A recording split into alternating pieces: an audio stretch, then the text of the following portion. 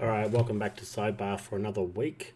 With me, I have my regular guests in the blue corner. We have Oddlaw. Welcome. Hello, hello, ready to fight. Let's do it. In for another beautiful episode of Sidefar with everyone. Yeah, looking forward to talking about some trios and wild this week. And in the green corner, we have Reverb. Uh, I've never watched boxing, so I don't have any boxing references. But yes, this is my corner, and I'm happy to be here as well. And I'm sorry to anyone that watched last show and was really excited about Tony Druid. I didn't think I was capable of getting a card banned by talking about it, but that is the reality we live in. This is what happens, and we won't talk about how pro went. We'll just move on and talk about something different. It, I think if it's not a Tony, real series. I think if Tony Druid hadn't have been banned, I'm sure we would have kept that perfect record going. But alas, all think good things had to come to an end at some point. But what is coming close to coming to an end is trio series. We'll start off talking about trios. Um, First week of playoffs. 6 teams in playoffs. So the top two teams had the bye this week. We've got two matches to discuss. So we'll jump in and talk about them the way we have been covering them, with the redacted sections there, and the matchup spread. Blue corner was Oddlaw. You can take the left on this one. You're the big three. Reverb, you're the best, clearly. So you could be Brown Alumni Esports.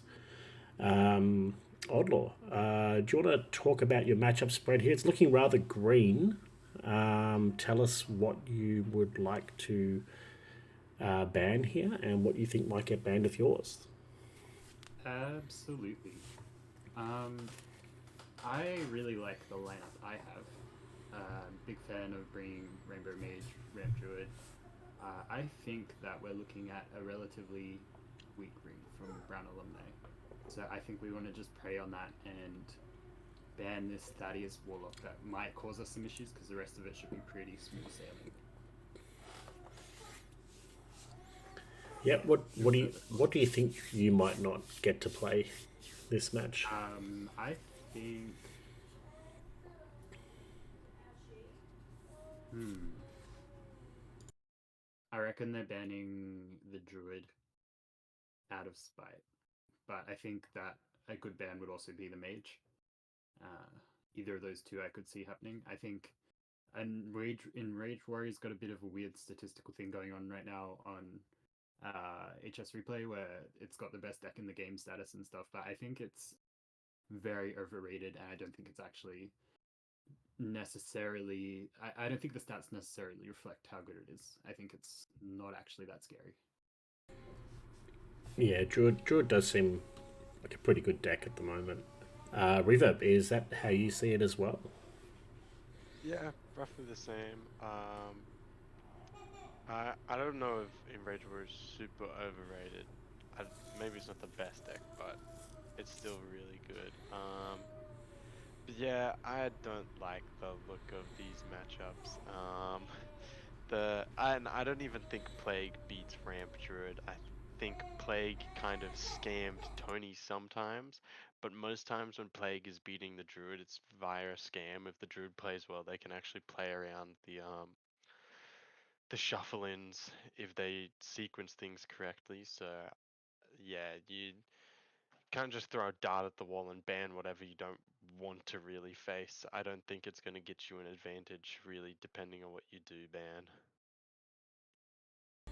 All right, and you do you agree you're probably not going to be playing Warlock here?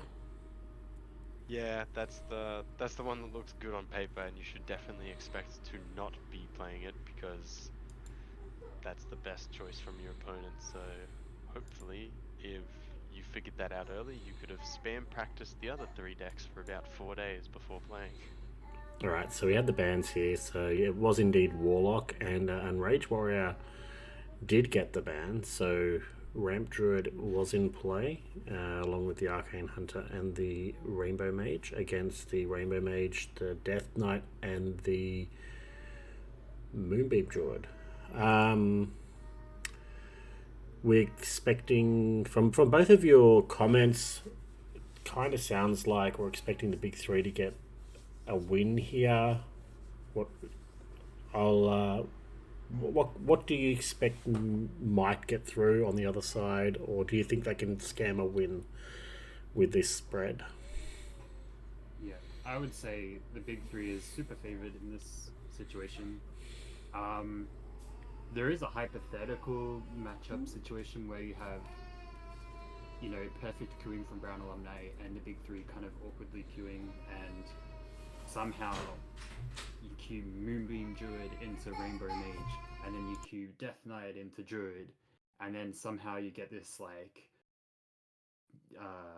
situation where you got Rainbow Mage against pretty much everything, and Rainbow Mage is a very consistent deck, can sometimes beat everything, and then maybe there's an angle where they can win, but it seems so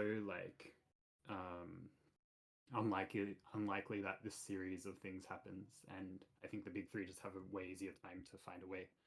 That's what I would assume. Agree with that? Yeah.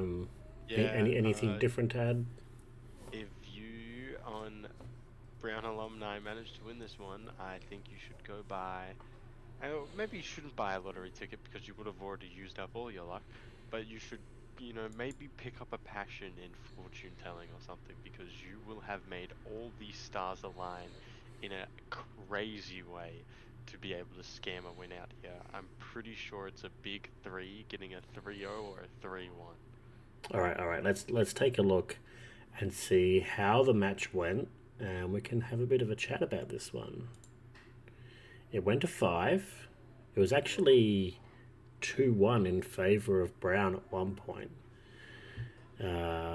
Rainbow Mage Mirror to start. Big three got that one. Ramp Druid fell to the Plague Death Knight and also fell to the Moonbeam Druid.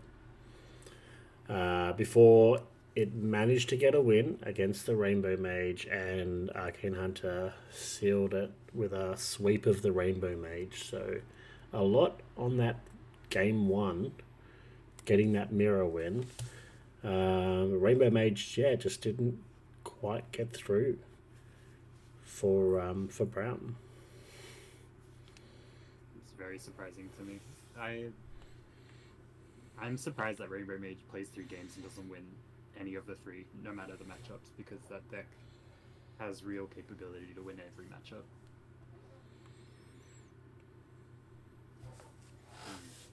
Yeah, and the percentages weren't that bad for them. I mean, you're not knowing the game, not seeing any of the replays or anything like that. It's difficult to tell, but yeah, a close series. Potentially might have gone either way. But yeah, I think a lot came down to that first game. But yeah, I think they did well to get those 2 wins over the Ramp Druid. Just couldn't get the Rainbow Mage through after that. So that will send the big three through to the semi-final, and we'll talk a little bit later about who they face next week. As for Brown, it's the end of the season, and some planning around next season perhaps. But yeah, did very well to get through to this stage of the tournament. All right, we're going to take a look at our second match, the other qualifying final or quarterfinal. Another Sussy Union against the W Gang. This one looks very red, so I'll keep people on the same sides. Oddlaw, you're on the left again. You're another Sussy Union with this matchup spread in very red. And Reverb, you can be the W Gang. Oddlaw, do you want to kick us off and let us know how you're going to approach this? What are you banning? And how are you going to win this? For sure. I kind of like when there's a lot of the same decks, because it becomes very mathematical in terms of figuring out how you're going to play out the matchups. I'm not convinced by the Moonbeam Druid bring over a Ramp Druid. I think it's risky, to say the least. As you can see from the matchup spread, I feel like that's a pretty valid statement. But I would say our strategy, if we see this, is how do we best scam this out? And you see that kind of pathway of green, and that might be the approach, ignoring the Ramp Druid at the end. Which would lead me to say maybe it's something like a ban Ramp Druid and then queue the green matchups, hopefully. The Moonbeam Druid, I don't really know how it's going to get through. It looks like we're going to get preyed upon. That deck can win against anything theoretically early if you get some good spell damage minions dead and kind of discount everything, and maybe you can win against one of the aggro decks. Like maybe you can scam out the Miracle Rogue, get it slightly enough time, but I'm very nervous about that situation. I'm expecting like probably the Rogue to get banned. Either that or the Enraged Warrior, but either way, it's very uphill. It's probably like ban Ramp Druid, queue an Enraged Warrior optimistically, queue Hunter optimistically, and then hope for the best with Moonbeam Druid. Maybe there's some anomalies in there that might help you out as well. Yeah, something like that. Maybe anomalies is the way to win this matchup. First spell you play every turn or something. Yeah. Moonbeam into Miracle, into Enrage or something. yeah, that's the one. All right, Reverb. We can't see it on screen, but it's very green when you do the matchup spread. It is very green, which I think is ironic because last week when we saw the W gang, they were the ones with all the red matchups for them. So it's like they've managed to flip it around this week. That's based off memory though, don't quote me on that. Yeah, looks kinda good. But as Oddlaw has been saying, there is a couple greens and also there's 3 potential mirrors. And mirrors are technically always a 50-50. You could say every Hearthstone game is a 50-50, but technically those are all 50-50s. And if you know what cards win you the mirror and you get to them and you do the right plays, you can find yourself in a winning position very, very, very easily. And some of those 50-50s are who gets the coin. Yeah. Like in Miracle Rogue, if you get a coin and a graveyard and you get a pop-off turn and your opponent just whiffs like one piece, all of a sudden you've just won, unless they manage to get a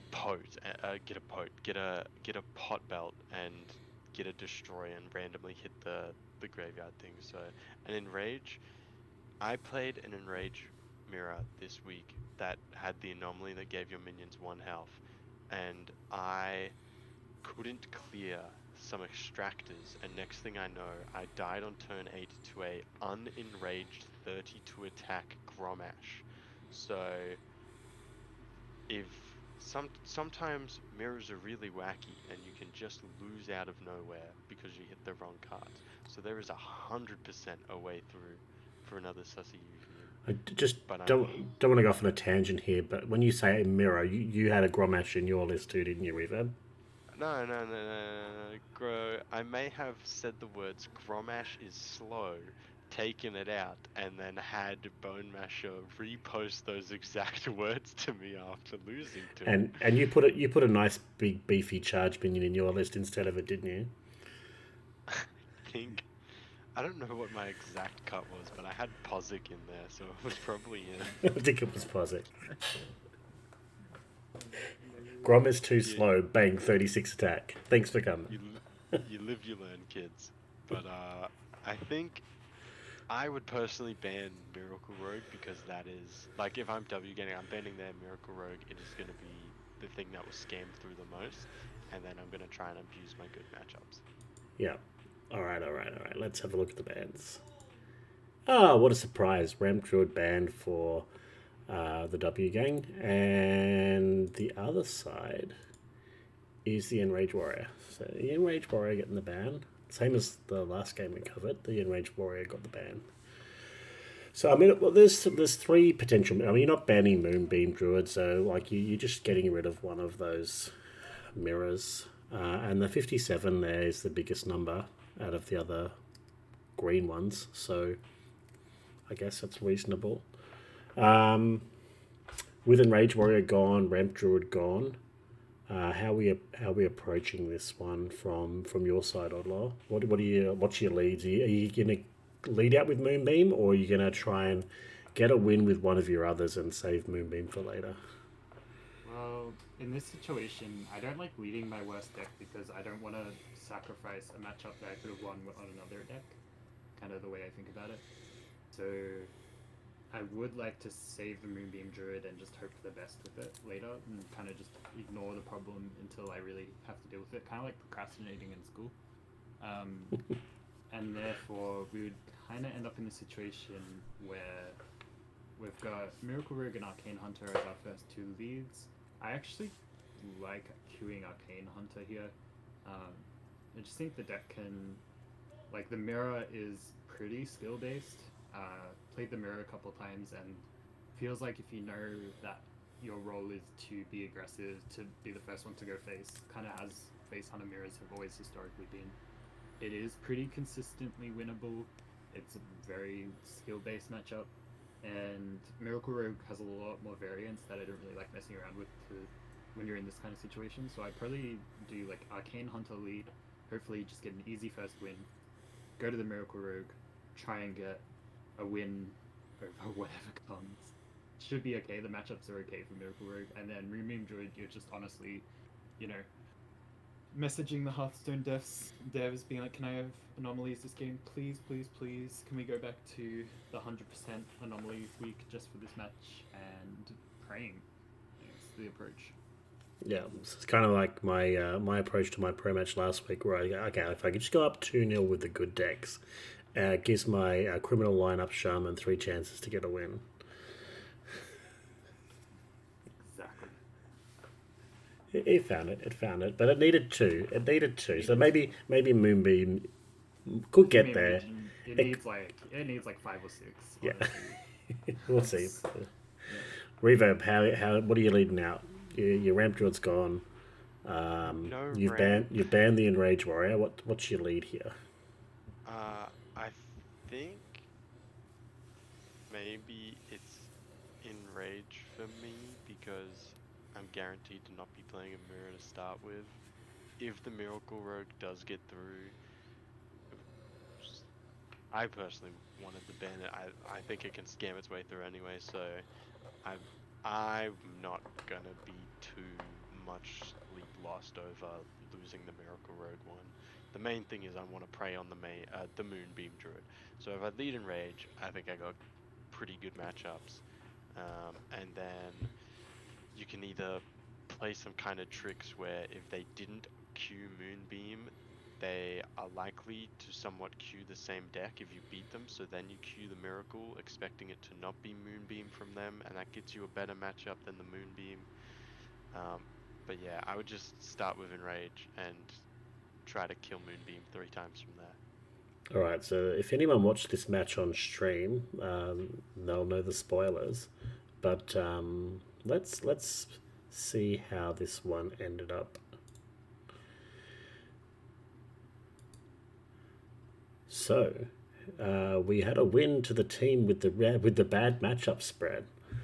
We had an Arcane Hunter lead, which is what was suggested. Lost to the Miracle Rogue. So Miracle Rogue led out on your side, Reverb. So Arcane Hunter lost to Miracle Rogue. Miracle Rogue gets through. Moonbeam Druid queued next to the 2 deep red matchups. Gets the win over the Arcane Hunter. Miracle Rogue then gets the win over the Enrage. Arcane Hunter loses to Enrage. And then it's a Hunter Mirror to finish. Wow. Any surprises here? Any? Was there anomalies present? I would have to go back and watch the stream again. I honestly cannot remember. I would assume anomalies. Even if they weren't present, they were looking down upon this game because that is an anomaly of the game. sometimes I know I do remember watching at least 2 or 3 of the games. I think I came in late. But yeah, the Moonbeam Druid win was just like a really, really nutty, like perfect game basically. They ended up with like 20, I think it was the second game, wasn't it? Yeah, 20 armor going into turn 6, and the other team that was on Hunter was like, I just can't see it. Oh, and they had Yogg on board with 3 spell damage minions on turn 5, with 20 something armor, and the team on Hunter, the W gang, they were just like, yeah, I just don't see a line how we're going to win from here, and just conceded at that point. So yeah, Moonbeam Druid definitely came out scamming on that. I think that was the point that I joined the stream, and then I watched it from there. So, but yeah, I think there was opportunities in in each of those games, for wins potentially. Either way. I think it was a fairly close series. So, yeah, well done to the W gang on. No, not well done, not W. Well done on another Sussy Union for getting the win over last year's champions, the W gang, who were the L gang. They bow out, and another Sussy Union gets to go on to the semi final. So yeah, a really good win there.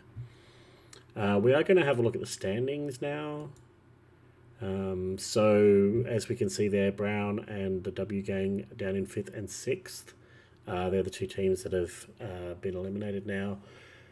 Slogoi are in 1st place, having had the week off, and the one amalgam band as well. You can see they've been given buys, having the week off. The big 3 and another Sausage Union being the winners that go through. So with trios, unlike a regular series, so usually with like 6 teams in playoffs, first would play the winner of 4th versus 5th, and second would play the winner of 3rd versus 6th. That's not how it works in trio series. So in trio series, after each week of playoffs, it goes based on the standings, where the highest team will play the lowest team in the next round. So Swagoi would be facing another Sussex Union, and the one amalgam band will be facing the big 3 next week.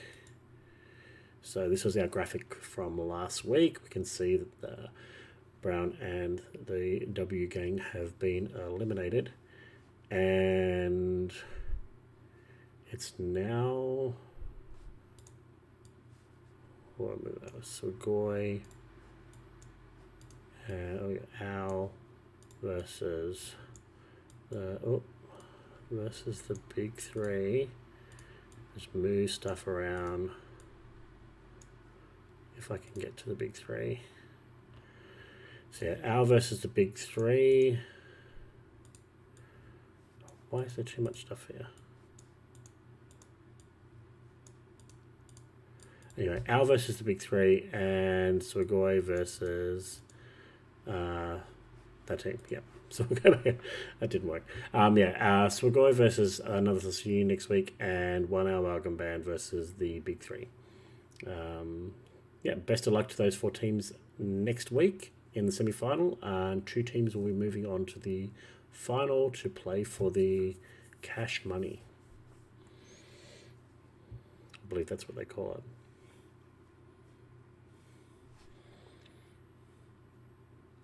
All right, from here, we're going to be moving along to Wild Series. All right, so Wild and Outback. Who's excited to talk about some Wild this week? I love talking about Wild. Let's go Wild. I love Wild. Wild is the best. All right, so we're going to kick things off with Wild like we usually do with Player of the Week. I'll get you to read this one out for us, Oddlaw. If you can, it's in the show notes there. Of course. Yeah. Having secured their playoff spot, avoid punitive measures didn't let their weekly opponents breathe, and collected as many points as they could. They're relentless. One of the APM players whose success gave 4 precious points to their team is Slight. With 3 of their most powerful decks in the meta, Slight managed to get the best of their opponent with a convincing 3-1 win. Congratulations. That's Alright. from Copa. Yep, submission there from Copa again this week. Yeah, with just a quick shout out to Copa and also all the people on the Player of the Week committee. So they do a lot of good work getting the write ups done for this show and for Hearth Center as well. They don't always get submissions for the series, so I believe this season they've been trialing in the captain's channel, trying to get some submissions through from the captains of the teams to try and sort of push it through that way.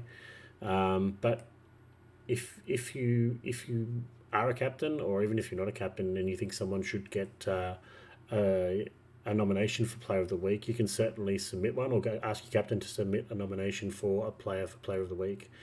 Certainly makes it a lot easier on the Player of the Week committee when they've got submissions from 4 players, rather than having to try and go through and write one up each week. But yeah, they do some good work for us as well. So thank you to Copa and the rest of the committee. From here, we're going to have a look at our feature lineup for this round. Reverb, do you want to take us through Lasagna's lineup from week 6? I would be glad to. And I believe the priest was banned in this one. Yeah, his priest, his Inner Fire Priest was banned. Which is highly unfortunate, because Inner Fire Priest is a sick deck, and Lasagna is definitely someone capable of playing that deck. But outside of the unfortunately banned Inner Fire Priest, we have Lasagna's Old Faithful Beast Hunter, a Pirate Rogue list, and even Shaman. I wouldn't say anything particularly surprising for Lasagna. I know he loves his aggro, and he brings those more kind of aggressively faced decks, I guess. If it can kill someone really quickly, Lasagna is guaranteed to play it and potentially bring it. I believe last time he had the similar thing with the ETCs, the ETC and the Even Shaman and the 1-drops.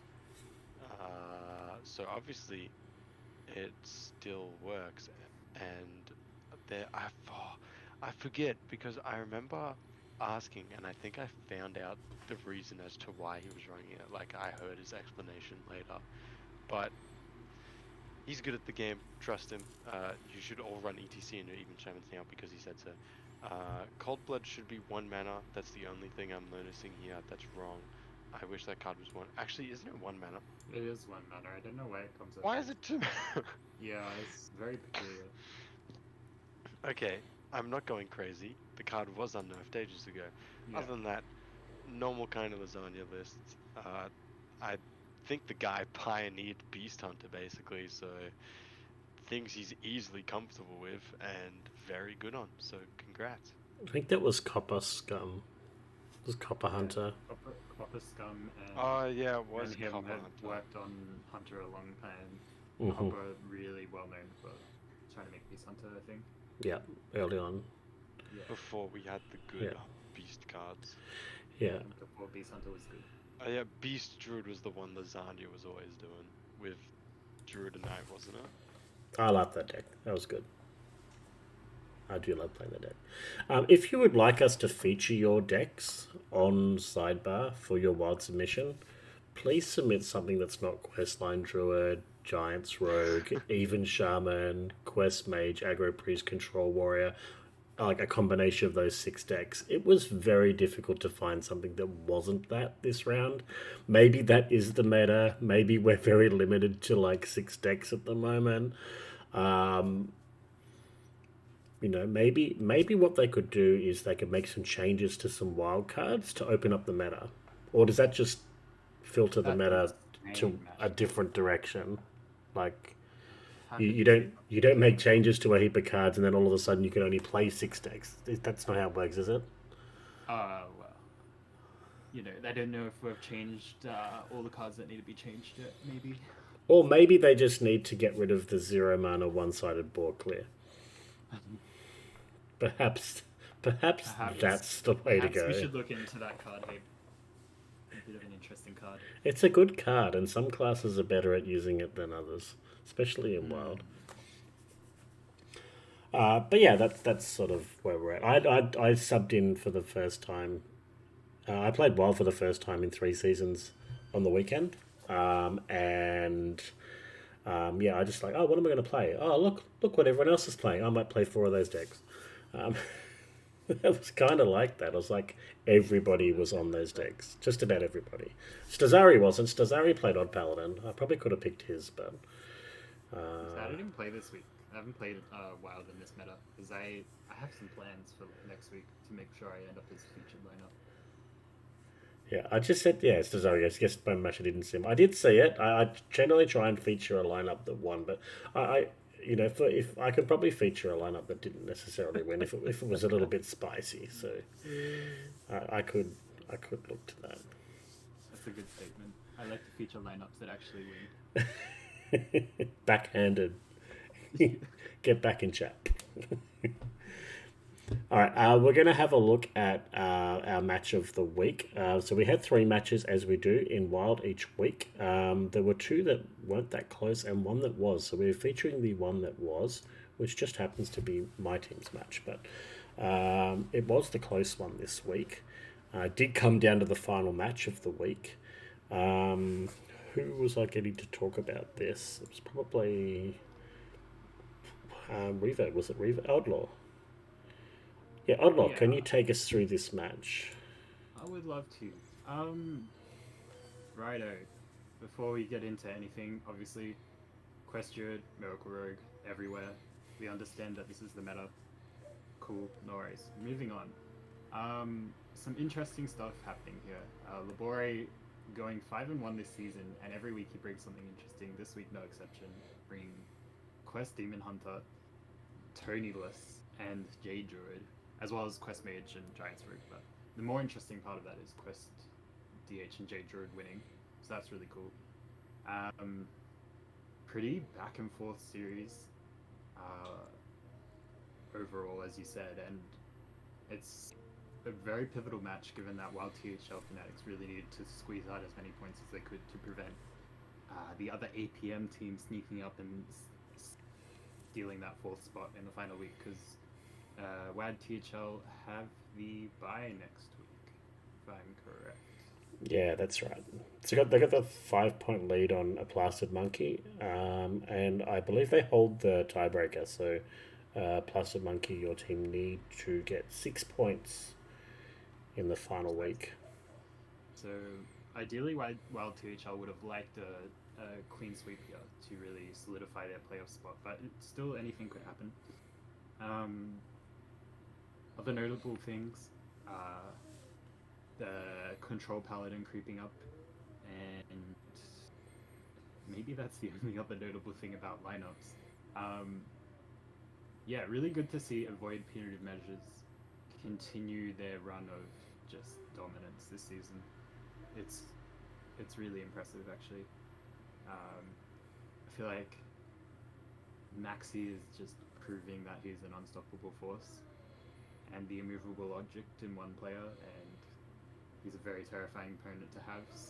5-0 this season, so you guys are looking very good going into playoffs, and definitely the team to beat, and it was a week of solidifying that. Reverb, did you have anything you wanted to add? Please nerf questline. I would say that, like, looking at the decks on the WTF side, there's only 2 people that bought Giant's Rogue, and they won this week. 3 that didn't bring it out of the 10 people on the board there didn't win their match.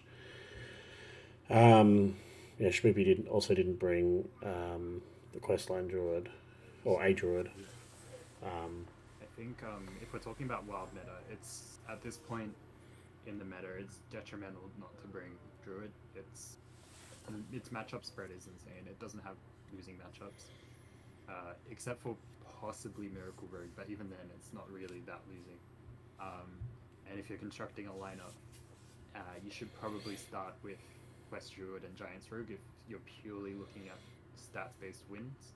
And then the rest after that is still probably a bit up in the air. But this is probably a very pure example of it if you look at the lineups. Yeah. So we've touched on the table a little bit with a couple of matchups that are happening this week. So the main one of focus is that WTF have the bye. Plaster Monkey are playing Worgen Greasers, and Stazari is switched on. He's ready to play spoiler, and I'm sure that Hudak's going to have his side fit and firing to try and have an impact on who's going to make it into playoffs or who's not going to make it into playoffs. Or they can just have a lot of fun, bring meme decks and win anyway. But we'll see. We'll see how it goes. But yeah, Plaster Monkey need the 6 points to make playoffs. Otherwise, that 4th spot goes to WTF, whose season is on hiatus at the moment. The other 3 spots on the table are all in playoffs are already secured with the other APM team, F2L, and Sleepyhead Shakers.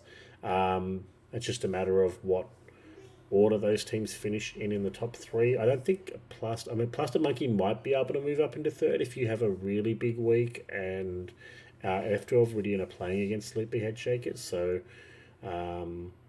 perhaps Sleepyhead Shakers lose to Viridian, and because they're the closest ones to you, you could potentially get, a few points past Sleepyhead Shakers, but at 11 points, trying to catch up, you'd probably have to be like a full sweep to get ahead of them. So, but yeah, the focus of this week is mostly just getting those 6 points, and then after that, it's all consolation.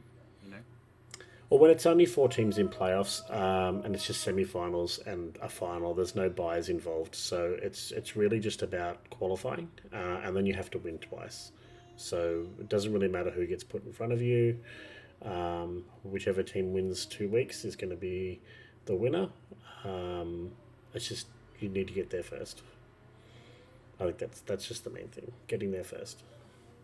But yeah, all the teams that are going to be in playoffs are going to be, are going to have a chance.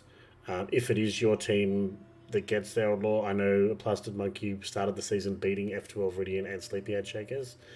We dropped our match to Viridian. Viridian dropped their match to you. Shakers lost to Viridian and you've lost to us. So there isn't one team that's it's dominated. So could be anyone. Yeah. I think it's it's a battle of consistency versus kind of explosive teams, and I think someone like a Plastered Monkey, who are very inconsistent but can be explosive, kind of has the potential to beat anyone. And then someone like you or F12 Viridian is very much a team where you expect them to win. So we'll see what happens going into playoffs. Or while THL Fanatics, which is similar to us in that they can kind of beat everything. So it's very exciting. Yeah, looking forward to it. So next week we'll have the definitive look at how the season has gone and where everything's set up. There is one more thing to cover for Wild though, which I better not forget. Wild PPR we haven't covered yet. So I didn't cover it last week. I didn't have the figures ready, but let's have a look at which players have done well this season and featuring up on the PPR leaderboard. I didn't have it in the show notes. I forgot to add it in. Reverb, do you want to give us the honourable mentions here for the Wild player power rankings? I most certainly can. Our 5 honourable mentions start with Waluigi Time with 3-2 record, 11-9 game score. Marty B with a 3-2 record and 11-10 game score. Egades, which I definitely said correctly, with a 3-2 record and 11-10 game score. Then Sticklad, 2-2 with a 9-7 game record. And then Seth for Christ, 3-2 with a 12-8 game record. All right, Oddlaw, if you want to give us a top 10 starting from the number 10. Let's do it. So at 10, we've got Gumby with a 2-2 and a 9-7 record. We've got Reebok with a 3-1 and a 9-6 game record. We've got Warthos, the Return of the King, He's 2-0. He's returned pretty late, but he's got a 6-1 record, so someone to look out for. We've got MTG Squirrel with a 13-7 game record and a 4-1 match record. Lasagna, our aggro king, he's got a 4-1 match record as well with a 14-8 game score. Then our top 5 leads us to Lowbrow with a 3-2 record, a 13-12 game score, so pretty close. And then KVLT, 4-1 this season, 14-6 game record, pretty dominant. Stinzy with a 4-1 match record, but a 14-9 game score. So I'm assuming that's because of seeding. Interesting. And then Labore, off Meta King, 5-1 match record, 16-11 game score, and then one of the definitive best of all time, Maxi, sitting at a 5-0 game, a match score, and a 15-5 game record, which is insane. Yeah, he's done pretty well this season. So to note there, Labore's got the bye this week, so he's sitting nicely in that second spot in the PPR, hoping Maxi will slip up this week. But also, potential there out there for MVP. Maxi's the only undefeated player going into the final week, so if he can score another win, he should win the MVP. If he doesn't, there's a few players on 4-1 that could be 5-1, so it'll be interesting to see how that shakes out. Particularly KVLT, the 14-6 is also a very good game score, considering 6 of those points are 3 points for the opponent win there. That's not many points to give away in your 4 victories. Got some incredibly strong players in Wild, and a lot of them are on the top teams, so should look out for them in playoffs, I think. Yeah, so next week we will have all that information. We will know who will be in playoffs for Wild. We will also be covering our Trios series and being able to see which teams made it through semi-finals to get through to the final of Trios.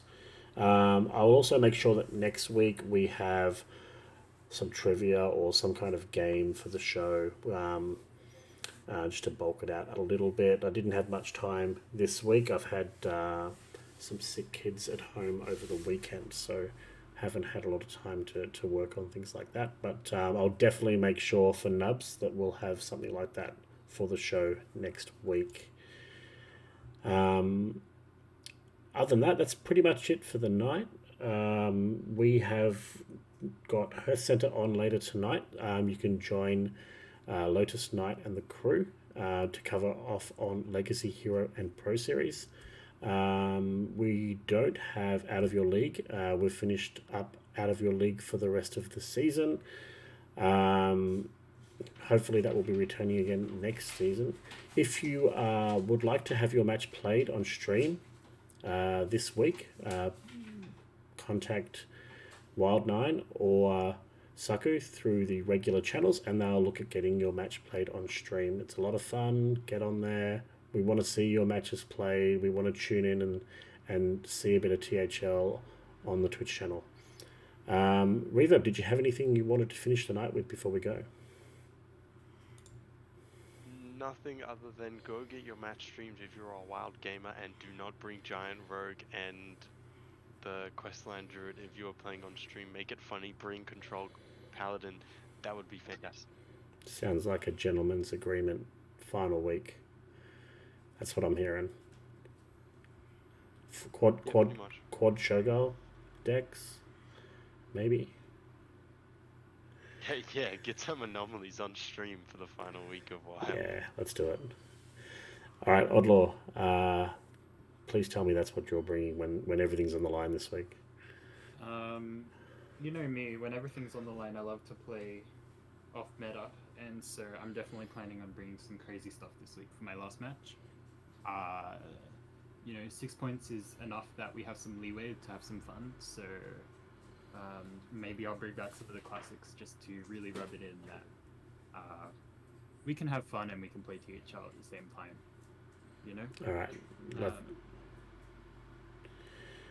Love to see it. All right, that's us for the night.